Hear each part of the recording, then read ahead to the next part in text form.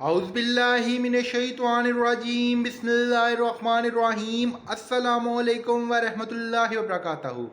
हाज़रीन और सामीन, कैसे हैं आप सब लोग।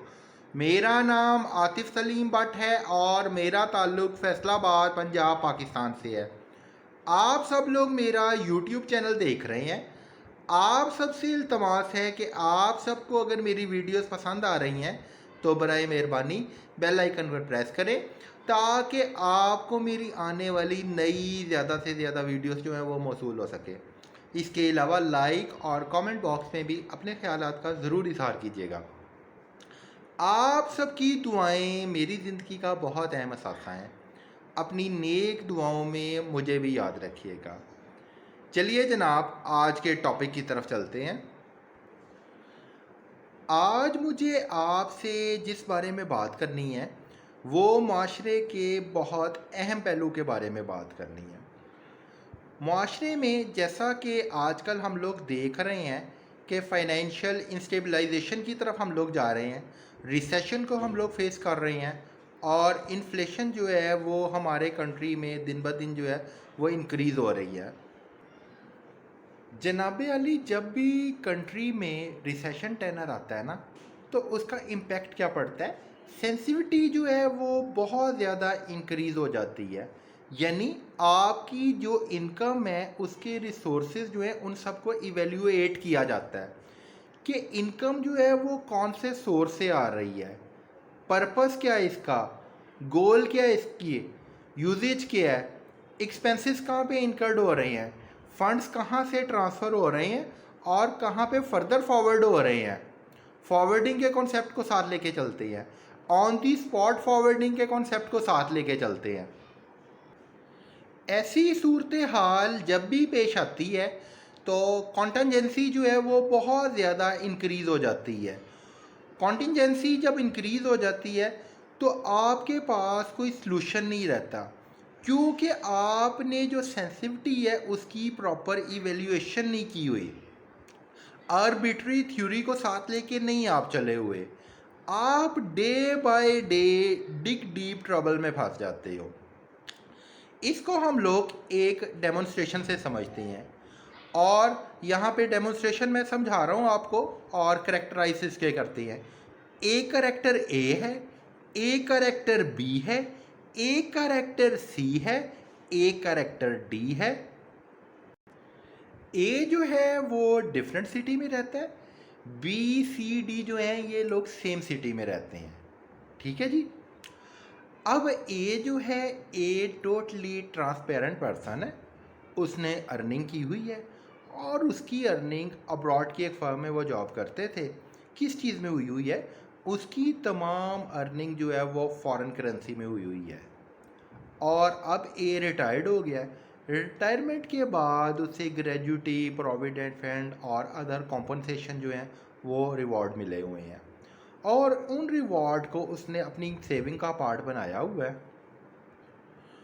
और उसके पास तमाम चीज़ों के एविडेंस हैं कि मैं अब्रॉड की फ़लाँ कंपनी में जॉब करता था, अब मैं रिटायर्ड हो गया हूँ तो मुझे वहाँ से फ़ॉरेन करेंसी में पेमेंट मिली हुई है। इसके अलावा पाकिस्तान का वो एक इज़्ज़तदार शहरी है, उस पर्सन ने टैक्स नेट के अंदर भी अपनी रजिस्ट्रेशन करवाई हुई है, यानी वो फाइलर है, नॉन फाइलर नहीं है और उसके पास सोर्स ऑफ इनकम की जस्टिफिकेशन है। एक दिन ए कॉल करता है बी को और बी से कहता है कि यार मैं अपनी फॉरेन करेंसी को एक्सचेंज करवाना चाहता हूँ आपके सिटी की फॉरेन एक्सचेंज मार्केट से, जबकि ए जो है वो ख़ुद एक मेगा सिटी की रेजिडेंसी जो है ना उसके हामिल है, जबकि वो बी को कह रहे हैं कि जी मैं ये करेंसी एक्सचेंज करवाना चाहता हूँ और आपके सिटी से एक्सचेंज करवाना चाहता हूँ। तो इसको एक्सचेंज करवाने के लिए मैं आपके पास खुद नहीं आऊँगा, मैं आपको फॉरेक्स जो है वो फॉरवर्ड कर रहा हूँ, बल्कि अपने एक फ्रेंड के थ्रू फॉरवर्ड करवा रहा हूँ। तो आप उससे उसकी रिसीविंग कर लीजिएगा और एक्सचेंज करवा के पेमेंट जो है वो मेरे अकाउंट में ट्रांसफ़र करवा दीजिएगा। अब बी जो है, बी के पास वो क्लास मौजूद नहीं है, क्लास से मतलब है कि बी के पास वो सोर्स ऑफ इनकम मौजूद नहीं है कि अगर बी से कोई पर्सन क्रॉस क्वेश्चनिंग करेगा कि यार आपके पास ये पेमेंट कहाँ से आ रही है, आप इतनी बल्क क्वांटिटी में कैसे ट्रांजैक्शंस कर रहे हो, आपका सोर्स ऑफ इनकम क्या है, आप बिज़नेस किस चीज़ का करते हो, आप बिज़नेस की डिटेल हमारे साथ शेयर करें। तो इसका इम्पैक्ट क्या होगा? अल्टीमेटली जो बी है ना, वो सैंड पेपर गे डायरेक्शन में जो है ना अपने आप को इन्वॉल्व कर लेगा और वो आ जाएगा हर्डल्स की कैटेगरी में सूनर और लेटर। इसकी रीज़न क्या है? इसकी रीज़न ये है कि उसमें से वो मांग रहे हैं बहुत हाई प्रोफाइल लेवल की जस्टिफिकेशन। कौन मांग रहा है? डिफरेंट डिपार्टमेंट्स मांग रहे हैं, इंस्टीट्यूशंस मांग रहे हैं। जैसा कि मैंने आपको बताया कि स्ट्रिक्ट पॉलिसीज अप्लाई होती हैं जबकि आप रिसेशन से गुजर रहे होते हो। खैर, बी के पास वो पेमेंट पहुंचती है, बी उसकी रिसीविंग करते हैं। रिसीविंग करके बी कॉल करते हैं सी को कि यार मेरे से ज़्यादा एक्सपर्टी आपके पास है, आपके पास डिग्री है, आप जानते हो कि फाइनेंशियल कंसोलिडेशन क्या होती है। तो ए ने मुझे जो मैसेज कन्वे किया है कि जी इस फॉरेक्स को मैं हाई रेट के ऊपर जो है ना वो कन्वर्ट करवाना चाहता हूँ, इसका हाई कन्वर्जन चाहता हूँ। सिंपल इज़ दैट कि मैं ऑप्टिमम प्रॉफिट चाहता हूँ। ठीक है जी, आम रेट से ज़्यादा प्रॉफिट चाहता हूँ। तो आपकी खासी रिसर्च है, आप मेरी इस सिलसिला में मुआवनत करें, मुझे असिस्ट करें। सी ने उन्हें कहा ठीक है, आप मेरे बहुत क्लोज पर्सन हो, आप बहुत मेरे नियर एंड डियर हो, मैं ज़रूर आपको असिस्ट करूँगा, आपको गाइडलाइन फ्राहम करूँगा। तो सी ने उन्हें कहा कि यार फ़लाँ फ़लाँ मार्केट चलते हैं, तो वहाँ पे फॉरेक्स का अच्छा रेट मिल जाएगा। और सी ने साथ ही बी को ये भी क्लियर किया कि यार ओरिजिनल CNIC जो है वो आपने अपना यूज़ करना है वहाँ पे, क्योंकि जो कंसर्निंग पर्सन है ये आपके कंसर्निंग पर्सन है। जैसा कि मैंने अर्ज़ की कि जो सी था वो बहुत ज़्यादा एक्सपर्ट पर्सन था कि वो इन तमाम मैटर को समझता है, उसकी इवेल्यूएशन है, उसके पास मैकेनिज़्म है, वो जानता है सारा फाइनेंशियल मैनेजमेंट को। तो बी ने उन्हें कहा ठीक है जी, मैं CNIC अपना यूज़ करूँगा, मैं अपनी फ़ोटो कॉपीज़ ले जाऊँगा, तो वहाँ पे जाके मैं प्रूफ दे दूँगा और सब कुछ मेरा यूज़ होगा। आपने सिर्फ सपोर्टिंग रोल में मेरे साथ जाना है और मुझे गाइड करना है। खैर, बी और सी यहाँ से जॉइंट वेंचर करते हैं और पहुँचते हैं वो मार्केट में। मार्केट में पहुँच के रिसर्च करते हैं, रिसर्च करके वो फाइंड आउट कर लेते हैं कि यार कहाँ पे पेमेंट जो है वो अपवर्ड डायरेक्शन की तरफ जा रही है। फाइंड आउट करने के बाद सी बी को कहता है कि जी आप यहाँ से एक्सचेंज करवा लें, मैं साइड पे बैठ जाता हूँ। तो जो सी है वो साइड लाइन हो जाता है। अब वो जो कंपनी है जहाँ से उसने एक्सचेंज करवाना है, वो बी को क्या कहते हैं? वो कहते हैं कि जी आप इतनी करेंसी को एक्सचेंज करवा रहे हैं, चाहे आप पार्शियल पेमेंट के सिस्टम को लेके चल रहे हैं, डेफर्ड पेमेंट को साथ लेके चल रहे हैं, और हम लोग खुद अंडर राइटिंग जो है उसका रोल प्ले कर रहे हैं, तो काइंडली आप हमें गवर्नमेंट की रिक्वायरमेंट के मुताबिक ना इसकी बायोमेट्रिक जो है वो फराहम करें। यानी आप अपना बायोमेट्रिक करवाएं, हम आपका डाटा स्कैन करना चाहते हैं, यानी आपके डाटा की इवेल्यूएशन करना चाहते हैं हम नादरा से कि आपका जो डाटा है ये एक्यूरेट है या नहीं है। हम जिस बी पर्सन से बात कर रहे हैं ये वही बी पर्सन है या कोई और है, क्योंकि हमने जो रैकेट है सारे ना ये कॉम्प्लाइंस डिपार्टमेंट को फॉरवर्ड करने होते हैं। कॉम्प्लाइंस डिपार्टमेंट किस चीज़ को इवेल्यूएट करता है? कॉम्प्लाइंस डिपार्टमेंट हर किस्म की ट्रांजैक्शंस जो हैं उनको इवेल्यूएट करता है, ख़्वा वो किसी भी करेंसी में हो, आपकी अपनी डोमेस्टिक करेंसी में भी हो तो उसको भी वो इवेल्यूएट करता है, फॉरेक्स को तो वो बहुत स्ट्रिक्ट इवेल्यूएट करता है। और फॉरेक्स की उसने लिमिटेशन रखी हुई है कि इतनी अमाउंट से ज़्यादा ना आप एक्सचेंज करवा सकते हो, ना आप फॉरवर्ड कर सकते हो वन गो में जो है। तो खैर, उन्होंने कहा कि जी आप हमारी रिक्वायरमेंट पूरी कर दें, इसके अलावा बायोमेट्रिक होगा, हम आपका ओरिजिनल CNIC देखेंगे। इसके अलावा आपने जाना है जनाब कोर्ट में और वहाँ से आपने एक स्टाम्प पेपर लेके आना है। स्टाम्प पेपर ला के आपने हमें अंडर राइटिंग देनी है। अंडर राइटिंग का मतलब है कि आपने विटनेस देनी है कि जनाब ये पेमेंट मेरी है, इसका रिस्पॉन्सिबल मैं हूँ, कोई भी डैमेज हो जाता है तो मैं लायबल हूँ इसका, यानी जो है। अब इसके पीछे लॉजिक क्या है? अब ये जो सारी रिस्क की असेसमेंट हो रही है ये किसके ऊपर एप्लीकेबल हो रही है? ये बी के ऊपर एप्लीकेबल हो रही है। ना ये ए पे हो रही है, ना ये सी पे हो रही है, ना ये डी पे हो रही है। डी के पास ही आए हो ना आप। और इसके अलावा हम आपकी मूवी जनरेट करेंगे यहाँ पे। मूवी भी हम compliance department, state bank of Pakistan और अदर इंस्टीट्यूशंस जैसा कि एफआईए हो गया और एफआईए के डिफरेंट डिपार्टमेंट्स हो गए, हम वहाँ पे फॉरवर्ड करेंगे, जो कि मिनिस्ट्री तक में आपके सारे रैकेट जो है ना वो वॉच आउट होंगे कि ये पर्सन है, ये फॉरेक्स को डील कर रहा है और फॉरेक्स की पेमेंट जो है ना उसको रिसीव कर रहा है। खैर उन्होंने सारी जो फॉर्मेलिटी थी डी ने बी से पूरी की और उसके बाद जो पेमेंट थी उनकी हैंड ओवर की।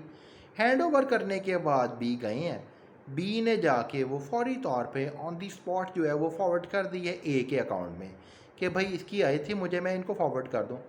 अब हुआ क्या इस पूरे प्रोसेस में? CNIC जिसे हम कहते हैं कंप्यूटराइज नेशनल आइडेंटिटी कार्ड, वो किस पर्सन का यूज़ हुआ है? वो बी का यूज़ हुआ है। ऑन दी स्पॉट कौन ट्रांजैक्शन कर रहा है? बी कर रहा है। ए, सी और डी का कहीं नाम ही नज़र नहीं आ रहा। जिस इदारे के थ्रू उसने ट्रांजैक्शन परफॉर्म की है करेंसी एक्सचेंज करवाने के बाद, वहाँ पे भी वहाँ की सीसीटीवी फुटेज में कौन आ रहा है? वहाँ की सीसीटीवी फुटेज में भी बी आ रहा है, बाकी कोई भी नहीं आ रहा। अब ये ट्रांजैक्शंस के कितने स्टेप जो हैं वो क्रॉस हो गए? ट्रांजैक्शंस के 4 स्टेप जो हैं ये क्रॉस हो गए। ठीक है जी। फर्स्ट स्टेप पे क्या हुआ? रिसीविंग हुई। सेकंड स्टेप पे क्या हुआ? मार्केट पहुंचे। थर्ड स्टेप पे क्या हुआ? कन्वर्जन हुई। फोर्थ स्टेप पे क्या हुआ? ट्रांसफ़र करवा दिया जनाब आपने कंसर्निंग पर्सन को। अब ये जो ट्रांजैक्शन है इसकी कितनी कैटेगरीज हैं? इसकी 2 कैटेगरीज हैं। कैटेगरीज क्या है और इसको हमारा सिस्टम कैसे इवेल्युएट करता है, ये यहाँ पे मैं अर्ज़ करना चाहूँगा। 2 कैटेगरीज हैं जनाब अली इसकी। फर्स्ट कैटेगरी क्या है कि वो जब पहुंचा है जनाब फॉरेक्स कंपनी में तो उसने अपने पैसे एक्सचेंज करवाए हैं। जैसे ही उसने एक्सचेंज करवाए हैं तो उसके पास एक पेमेंट आई है। तो इसकी फर्स्ट ट्रांजैक्शन जो कंप्लाइंस के रिकॉर्ड में पहुंच चुकी है वो कहाँ से पहुंच चुकी है? वो फॉरेक्स कंपनी के थ्रू ही पहुंच चुकी है, क्योंकि जो स्टेट बैंक ऑफ पाकिस्तान है उसने उनको लाइसेंस दिया हुआ है ना, उसके वो रजिस्टर्ड पर्सन है जिनके थ्रू वो बिजनेस कर रहा है। ठीक है।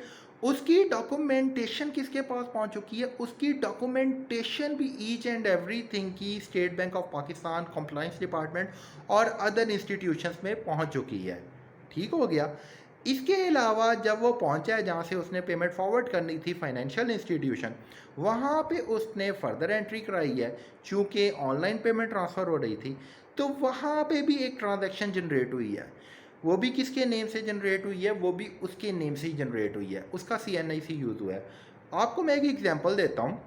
फॉर इंस्टेंस इसको हम समझते हैं कि ताकि समझने में हमें आसानी रहे। फ़र्ज़ कर लेते हैं कि वो अमाउंट जो थी वो 1 लाख रुपए थी।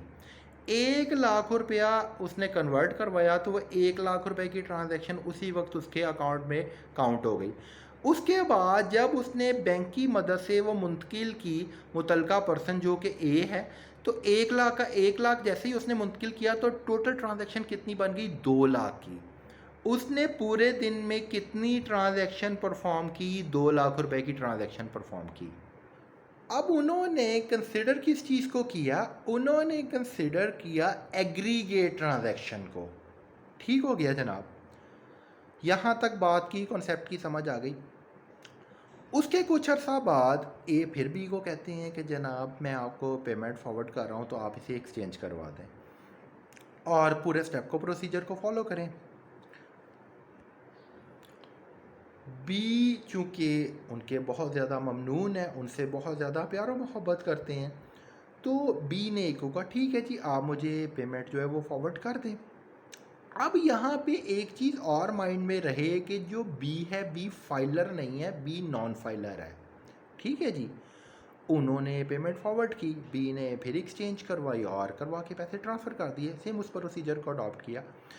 अच्छा, जैसे ही इस तरह नंबर ऑफ़ ट्रांजैक्शन बढ़ती जाएंगी ना, तो एक दिन आएगा कंप्लाइंस डिपार्टमेंट की, जैसा कि मैंने आपको कहा कि जो कंट्री है ना हमारा, उसके पास इस वक्त स्टैट्यूटरी लिक्विड रिजर्व भी नहीं है। इस डायरेक्शन में हम लोग पहुंच चुके हैं। वो स्ट्रिक्ट इवेल्युएशन कर रहा है कॉम्प्लाइंस डिपार्टमेंट। एक दिन आता है कॉम्प्लाइंस डिपार्टमेंट जो है वो एक्टिवेट होता है और वो एफआईए डिपार्टमेंट के स्पुर्द ये केस कर देता है कि यार ए जो है, ए को तो वो जानता ही नहीं है, ए कौन है, बी कौन है, सी कौन है और डी कौन है, इस बारे में मुझे ना आप इन्वेस्टिगेट करके बताएं। और ये जो इन्वेस्टिगेशन है ये आपने सबसे पहले स्टार्ट किससे करनी है? ये आपने बी से स्टार्ट करनी है। खैर, अब उन्होंने जब इन्वेस्टिगेशन स्टार्ट करनी है या डिफरेंट इंस्टीट्यूशंस को केसेस इसके फॉरवर्ड हो जाने हैं ना, क्योंकि ये पार्शल पेमेंट जो है वो बड़ी फ्रीक्वेंटली जो है उसकी अक्रेंस हो रही है, तो उन्होंने फौरी तौर पे मैयर करना है कि यार ये बंदा कौन सा ऐसा बिजनेस रन कर रहा है जो अदर पाकिस्तानी रन नहीं कर रहे, जहाँ से इसके पास इतनी मेगा अमाउंट आ रही है। लोग तो इन्फ्लेशन से मर रहे हैं, बिलिंग के पैसे नहीं है, ये कौन सा ऐसा बिजनेस कर रहा है? अब उन्होंने बी को इंटीमेशन नहीं देनी किसी किस्म की, उन्होंने उसका CNIC हासिल कर लेना है। जैसा कि मैंने कहा कि सारे रैकेट स्कैन हो रहे हैं, फॉरवर्ड हो रहे हैं। CNIC जैसे ही उनके पास आ जाना है तो उनके पास कंप्लीट हिस्ट्री आ जानी है बी की। उन्होंने अपनी इन्वेस्टिगेशन स्टार्ट कैसे करनी है उस सिलसिला में मैं आपके साथ कुछ गुजारिशात यहाँ पे अर्ज़ करता हूँ। उन्होंने CNIC से सबसे पहले उसके एरिया में जाना है, सिविल ड्रेस में जाना है। ठीक है जी, सिविल ड्रेस में गए तो उन्होंने कहना है कि जी यहाँ पे बी है, फला फला पर्सन है, कैसा पर्सन है, क्या बिज़नेस परफॉर्म करता है? तो वो कहेंगे कि यार वो तो फला फला चीज़ का जो बिज़नेस है वो परफॉर्म करता है। अच्छा जी, उन्होंने कहना है कि आप इसके बिज़नेस एरिया का हमें बताएं कि इसका बिज़नेस हब जो है वो कहाँ पे है, हम उसको देखना चाहते हैं। खैर, वो करते करते उसके बिज़नेस स्पॉट पे पहुंचते हैं तो उन्हें वहाँ से इंफॉर्मेशन मिलती है कि जनाब ये बिज़नेस स्पॉट है, लेकिन आते भी ये रेगुलर है, बिज़नेस की वर्थ इतनी नहीं है जितनी ये पर्सन जो है ये ट्रांजैक्शन कर रहा है।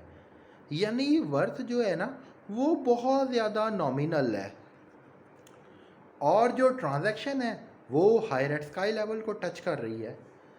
और जब वो आसपास के हब से इन्वेस्टिगेट करेंगे तो कोई पर्सन किस किस्म के रिमार्क्स देगा, कोई किसी किस्म के देगा, कोई किसी किस्म के देगा। खैर, उसके बाद चूँकि वहाँ पे ईच एंड एवरीथिंग होता है, वो उसके CNIC से डिटर्मिनेशन करेंगे कि इसके नेम पर कितनी टेलीफोनिक सिम्स जो हैं वो रजिस्टर्ड है। खैर, उसकी कॉलिंग के उन्होंने रैकेट ट्रेस आउट किए। रैकेट के बाद उन्हें पता चला कि जी जो बी है वो ये चीज़ है और इस तरह परफॉर्म करता है, इस दिन जाता है, इस दिन में इसने ये ट्रांजैक्शंस की हैं, अदर रैकेट्स भी इसके शो कर रहे हैं। अब क्या हो गया?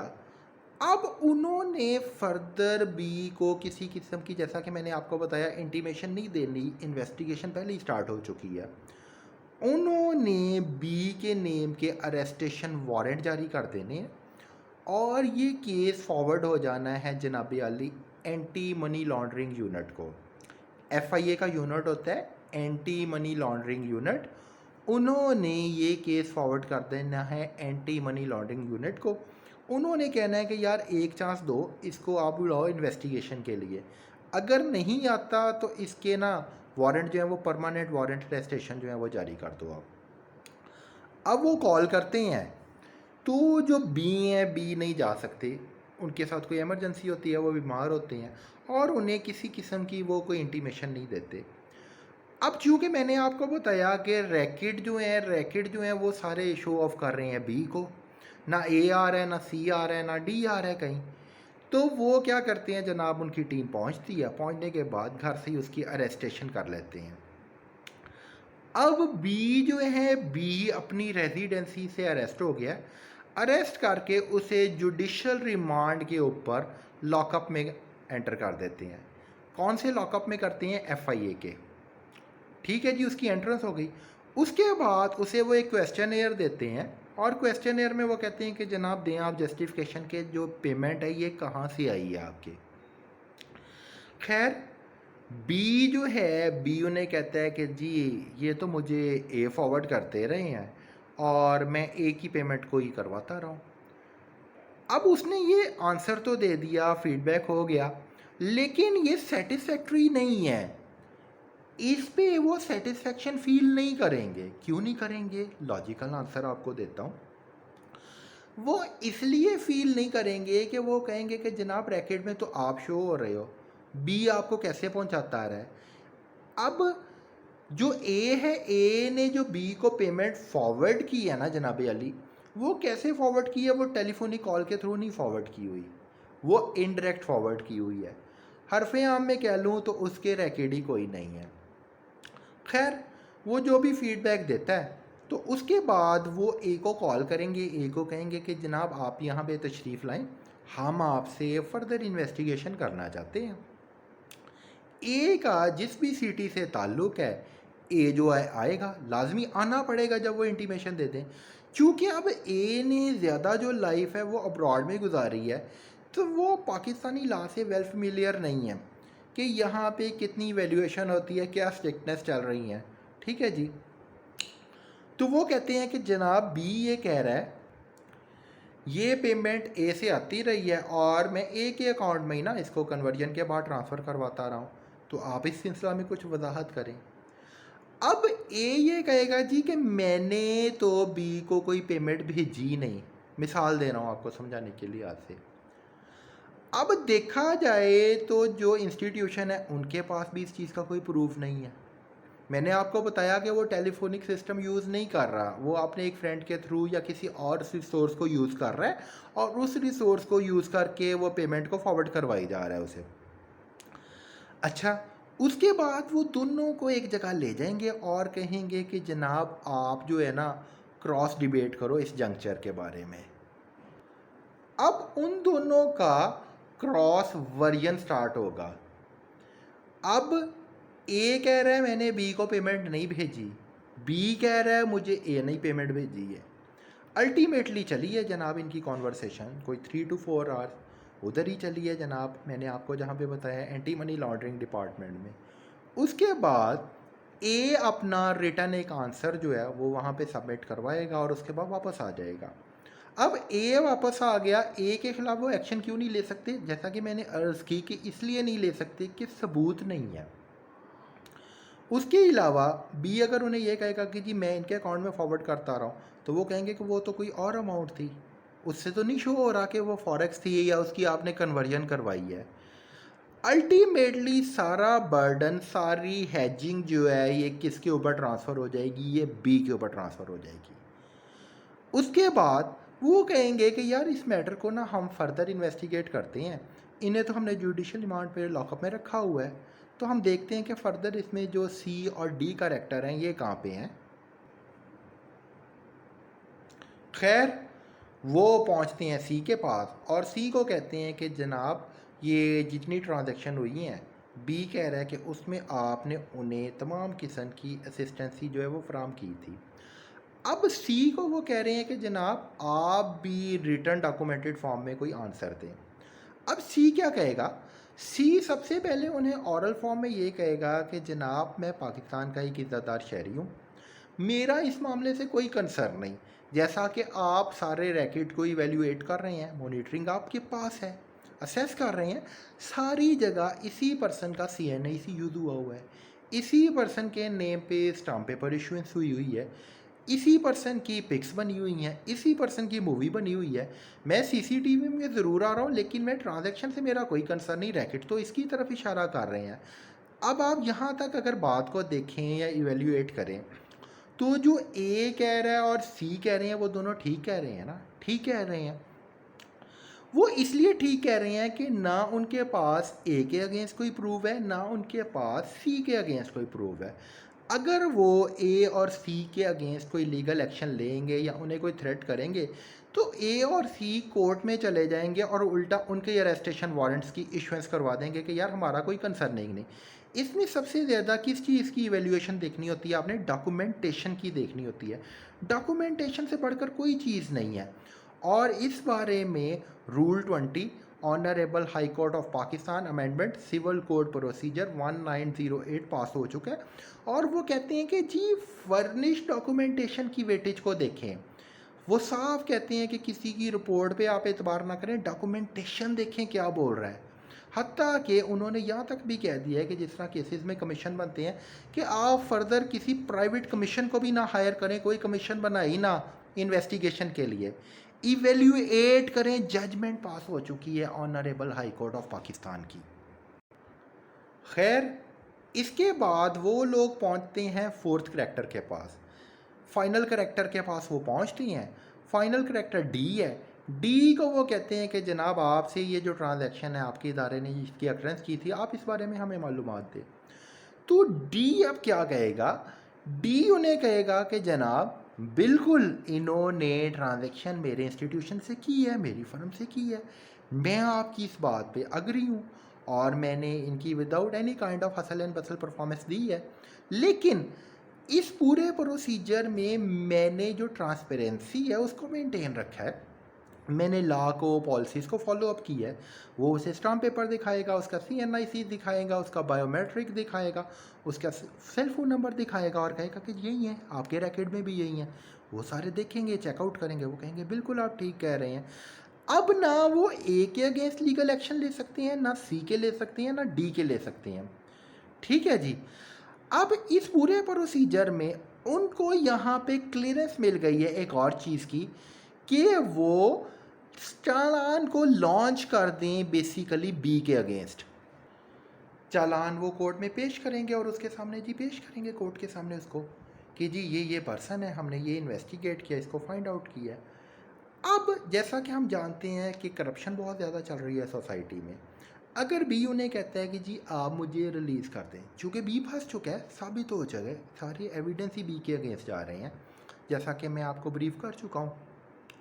तो वो बी को कहेंगे कि जनाब आप हमें अल्लाह ताला मुझे माफ़ फरमाए 9 से 10 लाख रुपया रिश्वत दें, फिर हम आपको रिलीज़ करेंगे, रिपोर्ट में टैम्पर करेंगे।